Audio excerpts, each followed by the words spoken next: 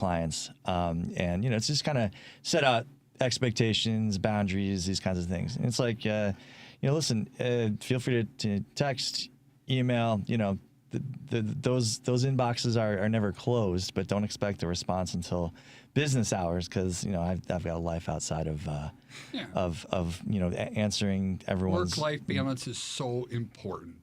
Yeah, and not everyone understands or appreciates that, or whatever it is. But if you're gonna text me a burning real estate law question on a Sunday night, you're not going to get a response until Monday. And probably I will, just so I don't have to look at that red bubble, I'll probably have just read the text message, got a little mad at you for sending the text message Sunday night, and then I'll forget that you sent it to me the next day. So it's probably best just to wait anyway. But you will answer it. I know you will. At least you answer mine. Well, and I set my alarm clock at 2 a.m. just so I could text you at that hour. Yeah, I mean, but you're different. Oh boy, am I different! And I, you take what you will from just that vague statement about you being different. If you want to get a hold of me, I'm a real estate lawyer, and I hear you. We're gonna start today off. It's gonna be an education session. I can just feel the people going, "Oh no, I'm not interested in that." The radios are turning off. People are moving on to the next thing on the social media feed. It's not just going to be education. I am going to do as much as I possibly can to talk about anything but law, real estate, or whatever. I would rather talk about the NASCAR race, if to be perfectly honest. But I will probably drop some information about real estate law that you might find useful. If you want to find me on social media, that's the best place to consume my content. I'm on Instagram, Loftus_law. I'm on TikTok, Loftus Law. Sounds great. And Joey, the VA loan nerd, if you don't mind, you're my favorite loan guy. Tell me, how do people get hold of you, please? Why, of course, sir. So, Joey Matthews, NMLS 1330694. You can find me or call or text me at 630-235-2405. You can find me at thevaloannerd.com. You can find me across all the social medias as at the VA Loan Nerd. And that's the how. Wow. I didn't get the music when I was doing the introduction. No, you don't have the sexy voice. It was due to all my sexy voice that I do, that whole thing. You can see why my wife hates me. Anyway. But I do want to hear about the market, though. What's going on? Okay. Well, currently I'm watching Chairman Powell talk. Your favorite person in the world, I know. Right, I know. They talked yesterday, too, and obviously their big focus right now is people are really hounding the Fed for a rate cut in September because we're seeing some loosening in the jobs market. We're seeing unemployment at a 4.1%. And the Fed this entire time has said that they do not anticipate employment going over 4.1%. But 3 months in a row, it has ticked up, ticked up, ticked up. And now there is significant anticipation that there will be a 4.2% reading next month. And if that is the case, then we are going to see the Fed scurry to cut rates a lot faster than well, not a lot faster, but at least by September. That's when they're pricing in the anticipated rate cut is a September meeting. So I guess we'll I'm see what happens. Confused on that a little bit. How does cutting the rate affect job unemployment? So the cost to borrow funds overnight. It is making things more expensive for companies. So if things are more expensive for companies, they can't afford employees anymore. So they start losing employees. People don't get hired back. All these job openings. A job is a job in the eyes of the Fed.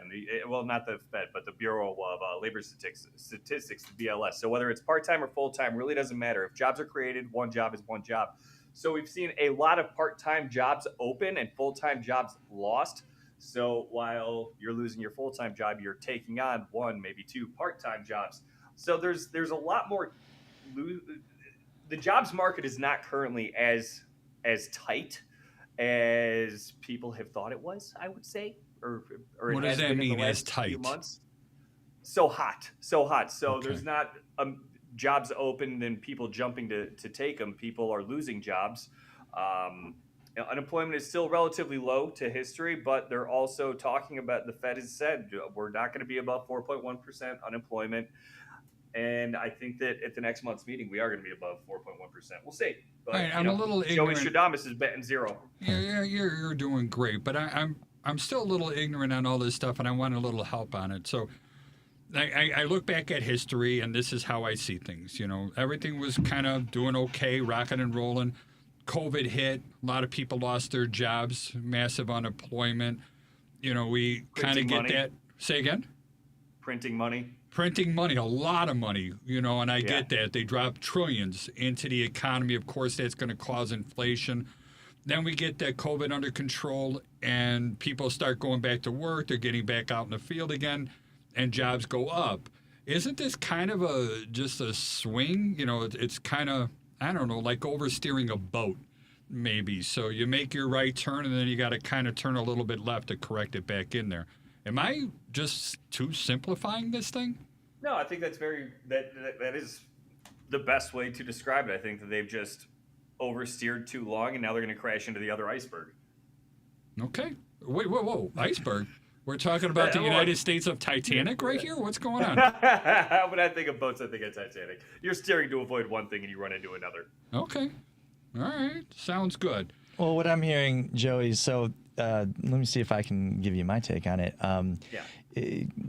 Historically speaking, 5 to 6% unemployment was considered full employment because it was, at any given time, it was assumed that 5 or 6% was going to be people that were transitioning from one job to another, whatever it is. What I'm hearing you say, that's normal, is what you just said, Patrick, right? Let me finish. Correct, we're still below normal. What I'm hearing you say, Joey, is that based on some of the more if you take a deeper dive into the metrics and statistics, 4.1% is maybe more of what they're aiming for, just because a 5 to 6% unemployment rate is 20 years ago is different than what that would look like today, because if you've got that many more part-time jobs as opposed to full-time jobs, and you've got plenty of companies out there who they would rather employ more part-time people because they don't have to pay the same benefits.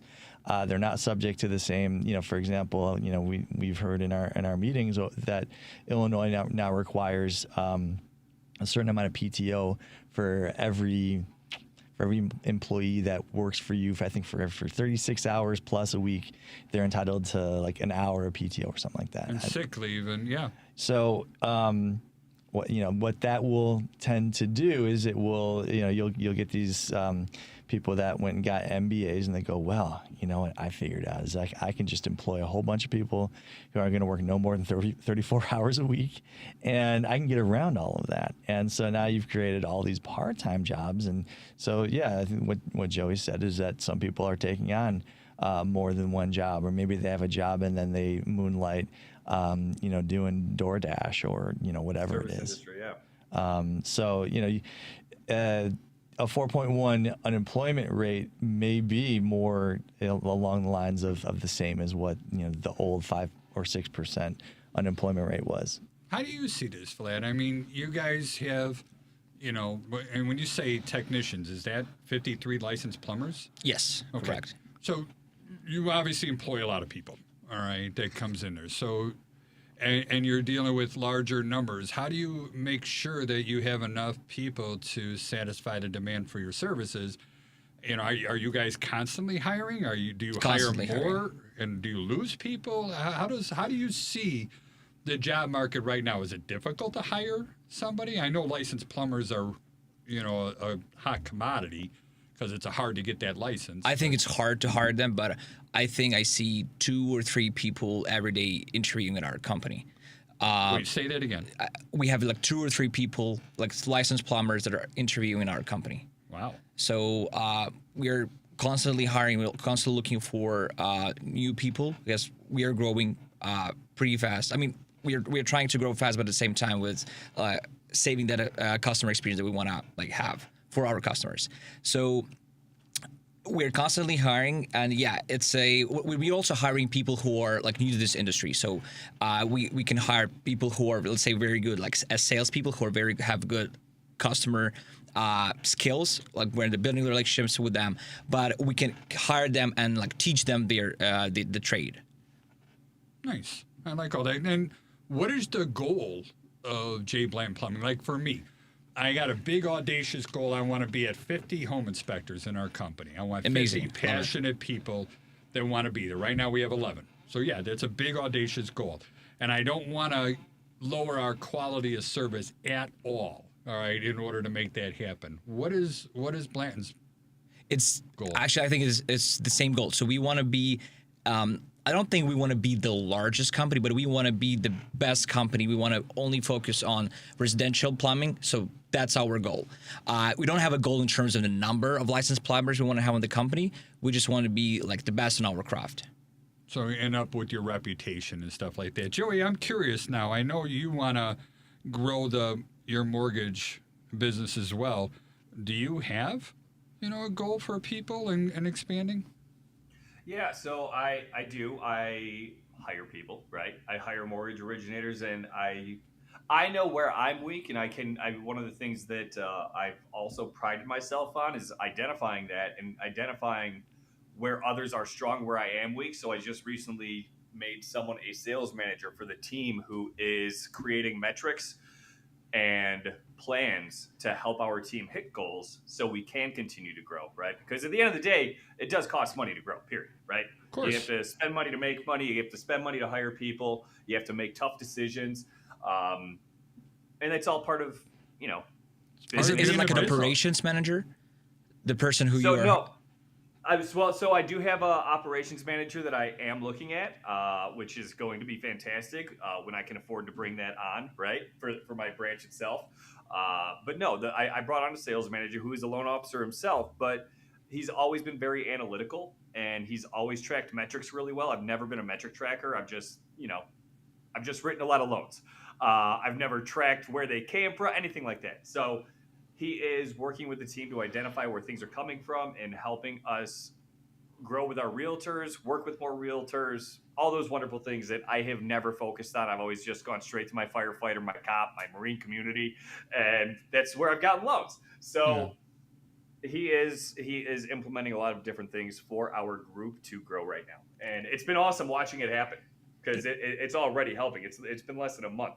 And what do you think about hiring people overseas? So, for example, maybe if you have like digital marketing people on your team, like would you consider hiring them like overseas, or that you're only hiring like someone locally and you want to be, if you have the office, you want to have all those people in the office? So if there's certain things almost everybody on my team works remote. I'm probably the only, in fact, I will tell you, I am the only one that works in office, except I have 2 loan partners that also work in office. But in terms of like a virtual assistant, I think there's some things that we could do if we wanted to hire overseas to bring on a virtual assistant if we came to that. But I would also like to bring on people locally, right? Because at the end of the day, my team is called the frontline team, right? Everybody is a prior service, they're firefighters, they're cops, they're whatever, right? I would like to continue to build upon that. So I think it would be a little bit tougher to hire overseas and be like, oh yeah, we're all cops and firefighters, but we need you to talk to so-and-so in this other country real quick. That could be tough. I would say that most of my career, so I graduated college in 2020, so I'm relatively like young guy, and most of my career worked like remotely. And I would say now working in J. Bland and Plumbing, working like in person with all the people, it's just a completely different experience. I think if you want to build a great company, I think that's the only way to go. Just like the pace of learning. What's the only way to go? You mean the only way to go to have everyone in office, to have in office. I think, in my opinion, I just think like if you want to find interesting insights, it's very hard to have them in structured conversations. Say, hey, let's schedule a call and let's talk about this. I think very often those insights, you can talk about them, you can discover them when you just have like a random conversation when you're drinking coffee with your colleague. No, I get all that. It's just like Patrick and I, we both have VAs, all right? And I like that, and there's a lot of tedious task. And even when it comes to social media and posting, monitoring this, I could tell you right now, Maria's here while we're broadcasting on YouTube, listening, and she's wonderful, all right, that comes in there. But she is remote. She's not here in the States and stuff like that. And I know Patrick does as well. But it's, and Patrick, I just want to get your point of view because you're kind of different. you want to be the most valuable, or you are the most valuable person there because you're the only person that comes in there. But I believe you still want to increase your value, to stuff, and which means increasing your income too. Am I mistaken? I would like to increase my income. Yeah, who wouldn't? Right? So what is I your love goal it. with all this stuff? I mean, how do you see, improving your value and improving your income and making yourself worth so somebody chooses you over a paralegal? Yeah, I mean, I've always been, more or less a lone wolf, at least ever since I started my practice. And I think I tend to I tend to favor more like technology solutions when it comes to these kinds of things. I think as AI, I think is not quite where it needs to be in order to be. I think more than a little bit helpful, right? And maybe that's not the most descriptive way to talk about it, but It is still the beginning. well, there you go. You saw where I was going, and Sorry. and you went right in there. No, I'm not very good at Christmas either. I I spoil a whole bunch of those presents. I think as time goes on, if you can stay on the crest of that wave, you're going to find a lot of efficiency there, and that's probably more where I'm going to find value because. I just want to keep all the money myself. I don't want to pay anyone else. So, And that's not a bad thing. That's not a bad thing at all. who said it was? I agree. I couldn't agree with that. Let's. I want to change the subject a little bit because I know you were. I think the right word is excited about the NASCAR that was here in Chicago. I want to hear your 2 cents on what it was like to live so close and actually hear the cars right from your balcony. Yeah, that was pretty cool. I mean, whenever you see something on TV that is also happening just outside, I mean, as long as it's not, the news. Oh yeah, right. But no, my wife and I went on Saturday. I would say it's a great it's a great event. I mean, I can't think of a better 3-hour commercial for the city of Chicago than a bunch of cars racing through Grant Park, and every time they cut to and from a commercial, there would be one of the best drone, pieces of drone footage you ever seen of the river, the skyline, The bean. Well, yeah, all that. So it's just a gorgeous event in my opinion, and for those who are going to say, yeah, but I live 2 blocks from Grant Park, so. Any argument that it's too inconvenient is lost on me because I was fine with it. In order to actually sit in a stand, the tickets were too expensive in my opinion, and the general admission, it was one of those where if you didn't camp out from 9 a.m., you probably weren't going to get a great view of the race. That would be my biggest beef with it. I think that they could do some things to make that a little more appealing, but also, I know they want to sell higher price tickets. So They want to make more money too. well, fine. If people are buying those tickets, then fair enough. Yeah. But It's great that you went there on Saturday because I went there on Sunday. yeah, It wasn't that great. of an Too experience. rainy. Was Too it rainy rainy on Sunday, right? It literally Yeah. started They had to raining stop. a few minutes before the start of the race. It was great on TV. It was great on TV. I did see a lot of tire changes and stuff like that too. It's cool, man. I know? I love the idea of some guy doing burnouts right on Columbus Drive after they won a car race in Grant Park, and I don't know. There's something it ticks all the boxes for me. It's competitive. You got loud noises. You've got Chicago. I mean, come on. What else do I need in a spectacle? But it kind of brings me to thinking about, I hear a lot of people saying that they hate Illinois. They hate Cook County. They literally, you can just see the passion and the anger when they talk about that. And I can't wait to move away and move away. And everybody talks about getting out of the state, which, and I'll be honest with you, I love it here. But yet our houses it's still a seller's market. There's still more people that want to move in than are moving out. I mean, if so many people are leaving our state, then wouldn't the buyers have more power? Talk is cheap, Charlie. Talk is cheap. Explain. Explain. I mean, look. Oh, their talk is cheap, right. not what I'm saying. No, talk is cheap. I mean, look, we talked about this. I don't know if we talked about it on the air, but a lot of it has to do with how people identify. People's identities is one of the things they most cherish. And if you identify as someone who is conservative, who is evangelical, Christian, or you live in a community where those things are, where there's high value placed on those things, you will look at some of the legislation that's been passed, as far as pro LGBTQ, pro, DEI, whatever other buzzwords that people on the right side of the political spectrum like to point at that are, to them, that are negative values that,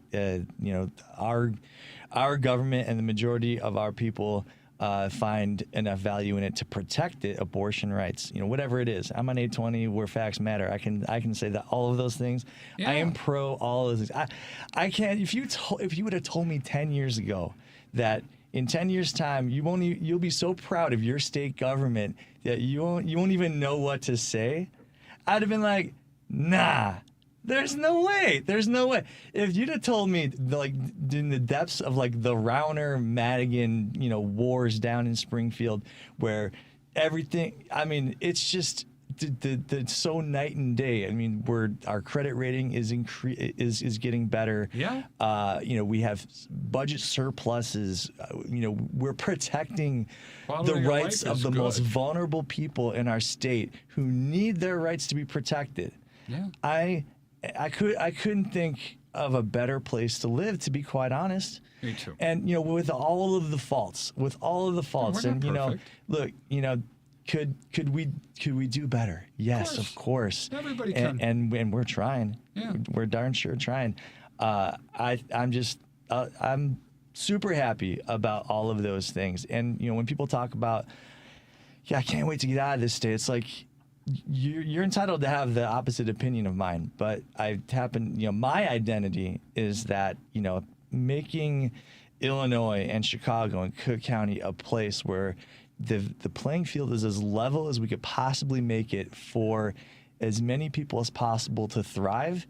And be I'm happy. sorry, I identify that as being one of the most important virtues that we could have our representatives in government advocating for and passing laws for, and rant off. No, I think it's Guys, wonderful. I'm going to be it's right the back. pursuit Someone of walked into happiness. the office. I got to help them out. I'll be right back. All righty. And I it goes believe back to here- the pursuit of happiness is what you're talking about, and I couldn't agree more. And you know what? If somebody's lifestyle is different than mine, that doesn't mean I have to do their lifestyle. Let them be. Just don't complain about me living my lifestyle. Glad you were going to say. Yeah, I just want to say that I've been living here for a little over than 1 year, and I love this place. Nice. Did you live anywhere else in the United States? Yeah, so my story that in 2015 I moved to the U.S. I moved to Boston to go to college, Northeastern University. Okay. Go Huskies. Huskies. But then in 2020 I actually moved back to Ukraine. So and then a year ago I came from Ukraine to Chicago, and I came to Chicago because I have a few close friends, and that was the place that I decided to go to. Nice. And I like that. And Ukraine is another place, we had a chat. Right now I hired a coder to start building a couple of apps for us and stuff like that. And I wanted to hire somebody here in the United States, but honestly, we were going to be anywhere from $50,000 to $100,000 to create this thing. 100%. But there's a very talented young man, his name is David right now, and I'm thrilled to be working with him. But he's making, in his eyes, a lot of money, and I'm saving a lot of money when it comes with it. He's extremely talented, and this thing looks professional. I can't wait to get it out in the open and out running, and I think it's going to be helping home buyers and everything else as we go along. And just in short, what it's going to be is, because this is such a seller's market and people are putting contracts on homes where they really don't know all the condition of it, but if I give them a route or an avenue to be able to send a photo of something that they think might be an issue, and I can answer that before they put a contract on the house, I think that has tremendous amount of value. And if I could get involved, my favorite attorney, Patrick, on here, so in case somebody does have a legal question as well, they can go ahead and ask him, and he'd be there to answer. Oh, absolutely. And Joey would be there to answer. I know you not. will. No, but you know, okay. So let me just. But it's all let me about say, building relationships. Let me say this: my knee-jerk reaction is absolutely not. Okay. But here's what I would say. First of all, that when you open the app, it's just going to say in like big bold letters, "This is not legal advice," because I'd have to say that. But here's what a large language model can do. All right, it won't be me, but what it will be is a GPT that has been fed all of the 100,000 emails I have sent over the past 12 years. Yeah. And it will be able to approximate something I would say. And it'll probably be right most of the time. And we could do that. So, you know, when you talk about, no, it won't be me. Absolutely hard no. It won't be me monitoring the the questions the coming artificial through. intelligence. But we could do that now. Yeah. We'll be, you know, we can pop in with, you know, here's a couple of you know, broad generalizations, and if you have, you know, further questions, you know, feel free to drop an email. That's where we could go with that. So you mentioned the experience. Give me 1 second, Vlad. I'm sorry to interrupt you. We got to go through the horn here and give out the contact information. I'll do Joey's. But Patrick, please. Now we're going through the horn. Sorry, around the horn. I know, that's going to hurt. You're so horny. Oh, my goodness. I'm looking at that. I can say that. Okay. I can say that. It's allowed. Right. It's allowed. If you're horny, find me on social media. I don't know if you can say that. Loftus_law on Instagram, Loftus Law on TikTok. Unbelievable. Vlad, please give us your contact information again. So jblendenplumbing.com. And if you want to reach out to me directly, you could call me at 224-763-2660. All right. And, you know, and this is one of the things I like, and I don't know if I mentioned this before, but Vlad is a personal contact. So we're talking about a very big plumbing company, and they gave my home inspector clients one person that they could reach out to. So if we start seeing problems in the sewer and work needs to be done and somebody wants to know exactly how much that's going to cost, I could go ahead and have them send it straight to Vlad. Vlad's going to have one of the estimators there. Boom, within probably an hour or two, he's going to come out and give me something. And I mean, that is so valuable to my clients, my real estate partners, and everyone else. I can't. That's why I'm so happy about it. Our company name is Chicagoland Home Inspectors, and our website is www.thehomeinspectors.com. That's plural, ORS, and again, it's a .com. Our phone number is 312-544-9180. If you want to talk to me personally, you press option number 3, and that'll get you there. We also own a Home Inspection University, and that website is HIUIL.com. And basically, if you want to get into the home inspection business, we have a lot of relationships with community colleges across the state of Illinois. But our big forte is doing the field events and the live education where we come into it. And anybody who knows me knows that I don't want to be average. It's a little story. Patrick will make fun of me for this one, but I don't care. I always like it. Yeah, give him the ammunition. When I was in high school, they had a fire cadet program through the high school. So I was actually 16 years old, and I started working in fire departments at that point in time. And I'm going to throw a little plug out to a guy, and he's still alive today. He's retired. His name is Norb Mankiewicz. And, you know, you think about how this has affected my life. I mean, we're going back, well, let's see, I'm 39. That was, never mind. Going back many, many years ago. And he said, you know, why do you want to be average? He just asked me that. He goes, why are you content, you know, being average and just, you know, going at the bare bone minimum?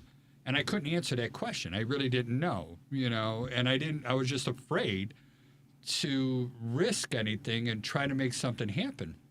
And then ever since then, you know, I decided to be different. And, you know, so we giggle a little bit, Patrick, about being different before. But I really believe in it. You know, I don't want to do everything that everyone else does. So we try to do more in our business. We want to use more tools, more equipment, be more definitive, make a longer list. I want everything accurate. Don't get me wrong. You know, I don't want to just make up stuff. You know, we want everything to be legitimate. But the clients that hire us, that's what that's what we tell them we're going to do, and we damn well deliver what we're going to be doing. Sorry, I got on my little rant. I guess I should just shut up and say rant's over. Little, yellow, different. Nuprin.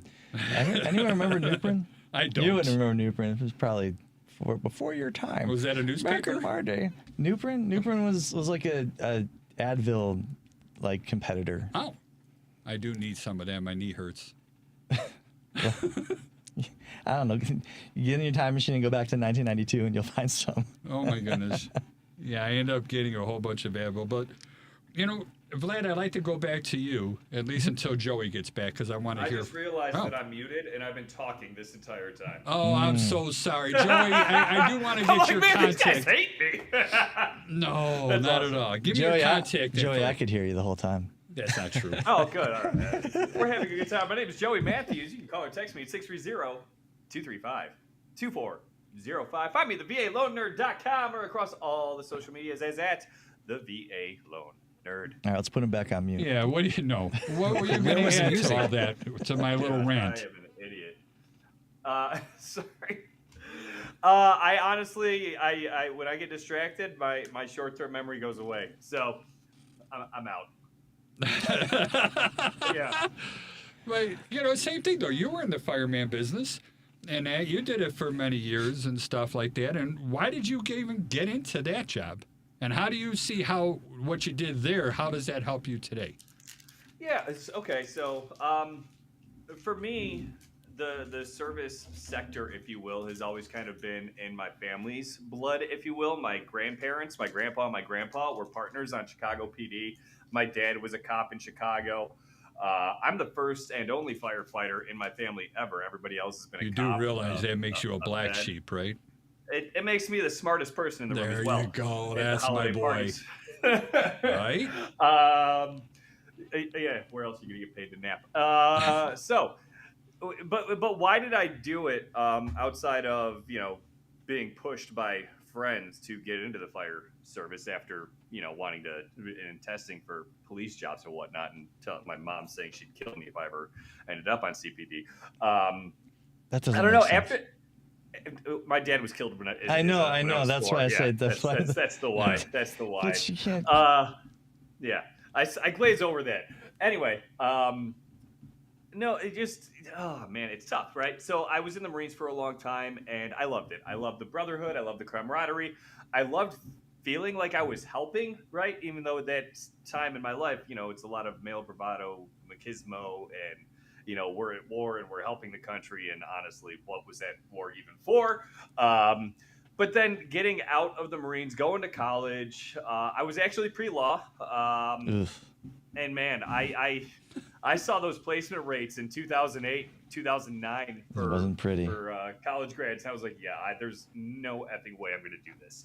So I was working a ton of jobs. I got into the fire service, and I got that feeling back, like I was helping again. So, Yeah. how does that segue into what I'm doing now? Every day, I feel like I'm helping somebody, and that is the best intrinsic feeling in the world. Extrinsically, you get some fantastic value out of it, but the intrinsic value of what we do, there is nothing better. There is no high that I get that is better, and I don't do drugs, but if I did, I would still bet that this is the best high I can get. Every time I see someone crying at a table or hear about someone crying at a table that just closed on a house that never thought they could, things like that, man, it just feels good. Now, you were not a paramedic, right? You were a firefighter. No, I could put a tampon in a bullet hole, or I could press your chest, but that was it. Gotcha. And I did some pretty cool things throughout my career. I got to deliver 5 babies. How many people do you know that have been able to deliver babies and stuff like that? I intubated a 4-month-old, I'm sorry to say, but that 4-month-old, died. I intubated tons of people. Some lived, some died. I did a chest decompression. I did, carotid artery sticks, to save some people. I did a chest decompression one time. these are very unique things that a lot of people cannot say that they've done in their lifetime, which I can say that I did. But over 37 years in the business, and I'm only 39 years old, after 37 years in the business, I could count on two hands with my fingers how many times that type of stuff has happened. But in the home inspection business, and Joey, this is what I'm hearing from you, when we do our jobs and we do our jobs right, you know, our clients look us right in the eye and they say thank you. They hand you a check with their left hand, they shake your hand with the right hand, and they are the utmost sincere, like there's no tomorrow. And you just help somebody with one of their biggest needs. And that to me is extremely rewarding, and it happens multiple times every day. So, you know, you want to know why do I have a passion for this? And I know you do too, and I know you, Patrick, as well. Glad we're going to get to know each other better, but I'm pretty sure you're on the same boat. It's pretty amazing. I just want to say that, yeah, you asked Joey about like how his previous or like early career experience helps him right now. And what I want to say that back in 2020, my partner and I, my co-founder, we started a company. It was a dermatology imaging data company. And funny enough, my co-founder actually works right now at J. Bladden as well.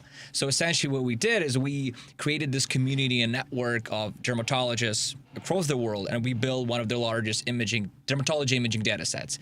And then we were using this data set to help AI dermatology companies build their technology. And that's where my co-founder and I, we realized that, wait, so when we bring different parties together, dermatologists, technology companies, like we create lots of value. And that's what I think we are doing right now is, what we want to do right now is real estate professionals, was like starting with home inspectors, is like getting you joining the forces with Jay Bladden and creating this better experience for your customers and for your clients. Yeah, and I know you joined our state association as well. Correct.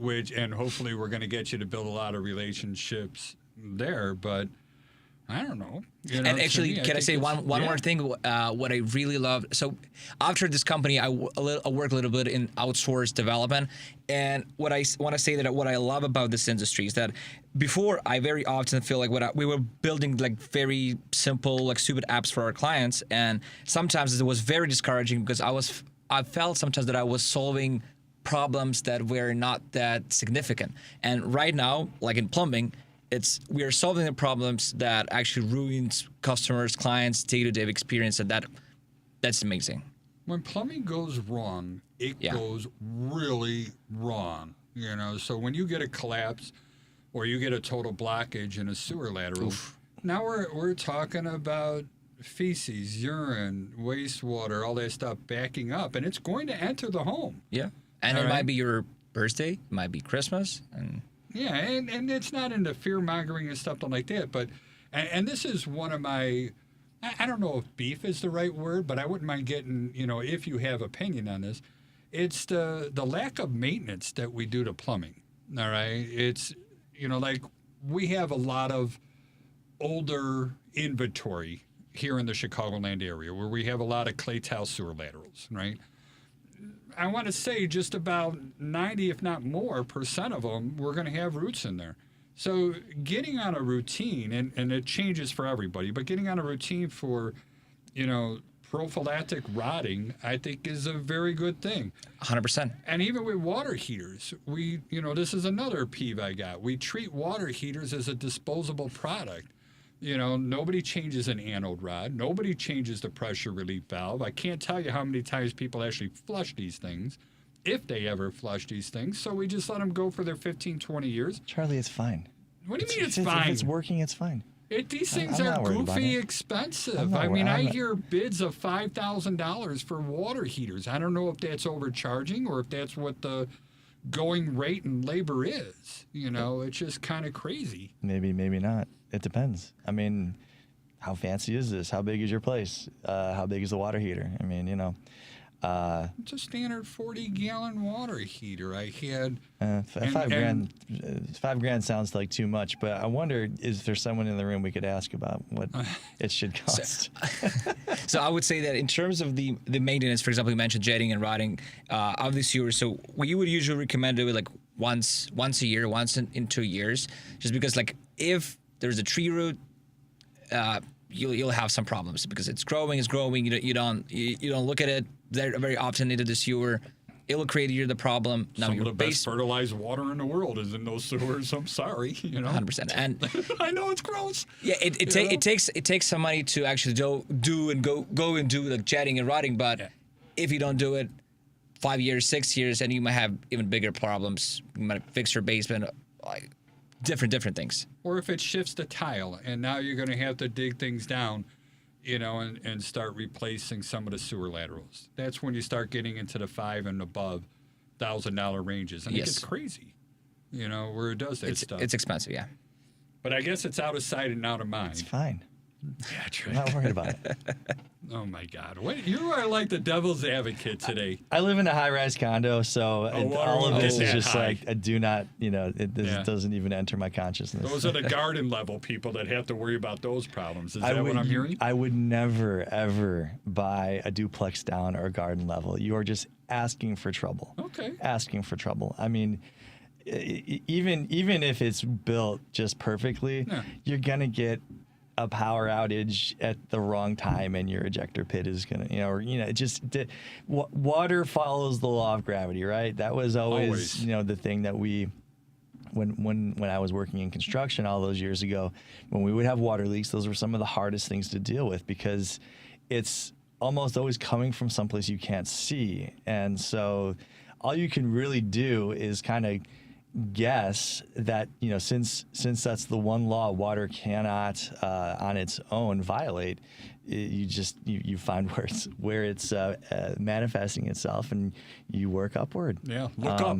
But because of that, if you're in a garden unit, you are at the bottom of the hill and the boulders rolling your way, and nice.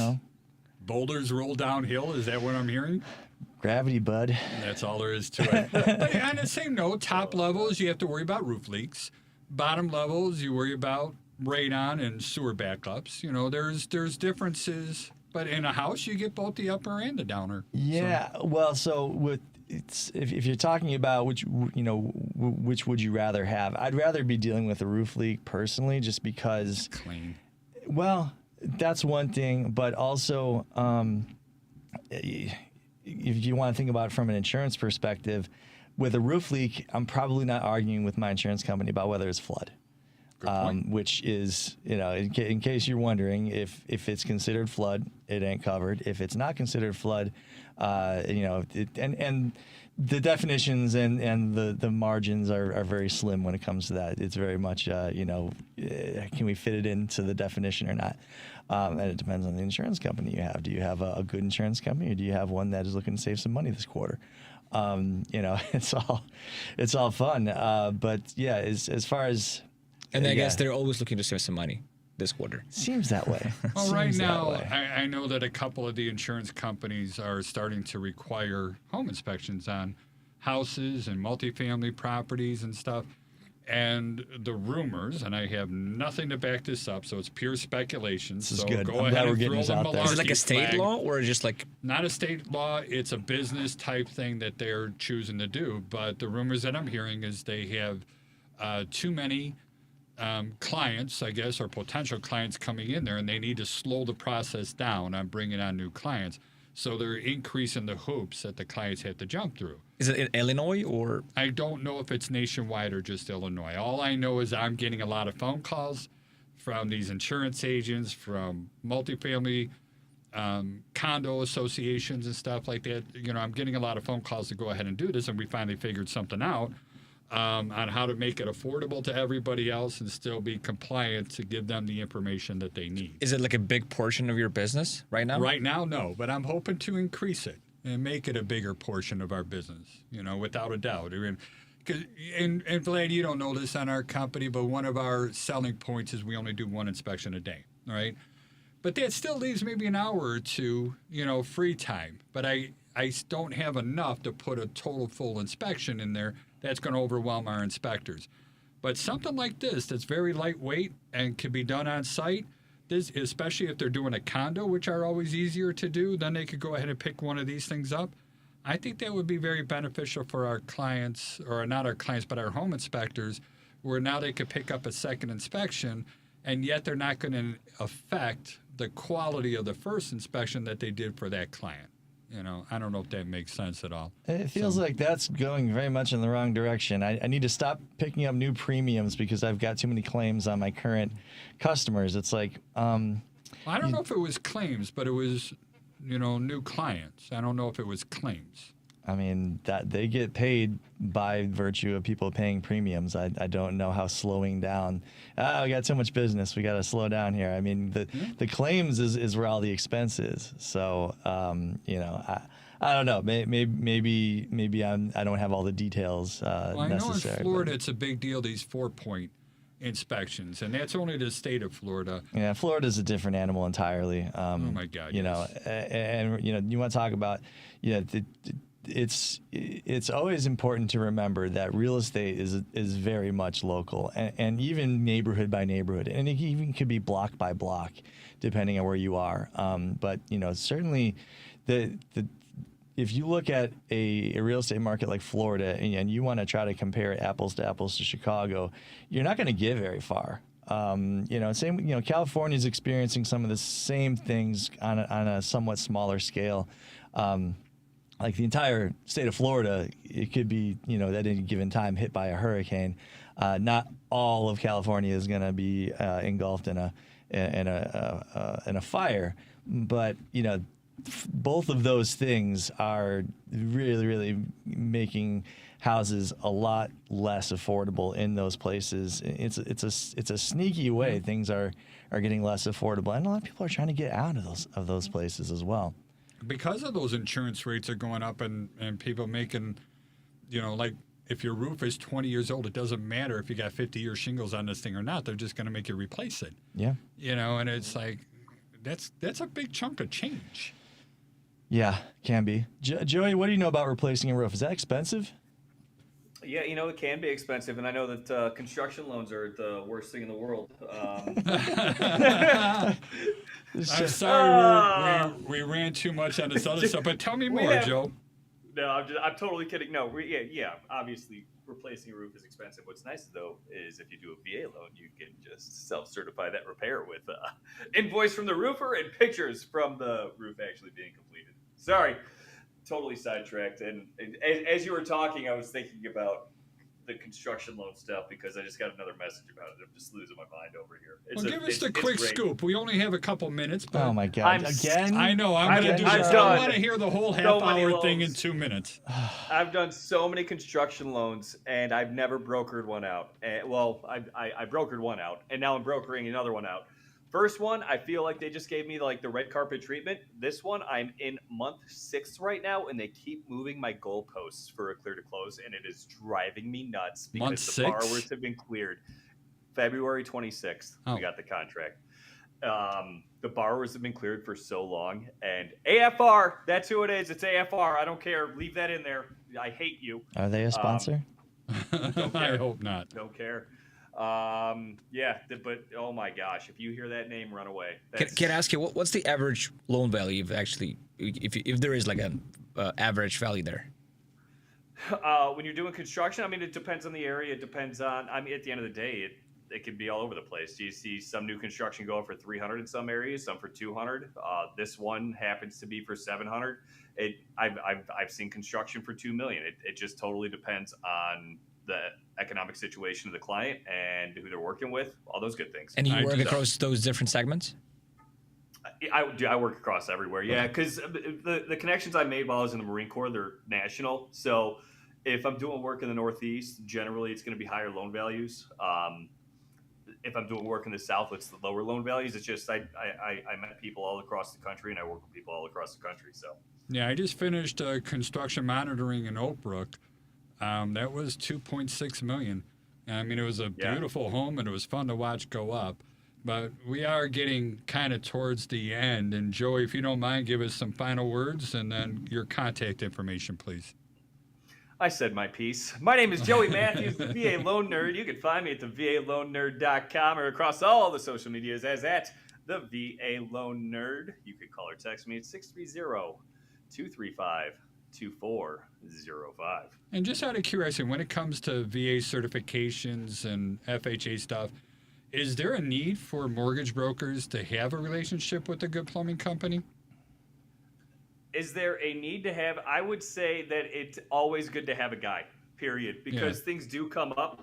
And if I have someone that I trust that I can put my client in contact with, absolutely 1,000%, it's a good thing every time. You Sounds can never good. know too many people. I We have want many you to guys. get to know Vlad then too. Patrick, please. You can follow me on Instagram, Loftus_law, or you can follow me on TikTok, Loftus Law. Sounds good. Vlad, give us your contact information again, please. I would say that if you have any plumbing related problems, go to jbladdenplumbing.com or give us a call at 773-923-2106. One more time, a little slower.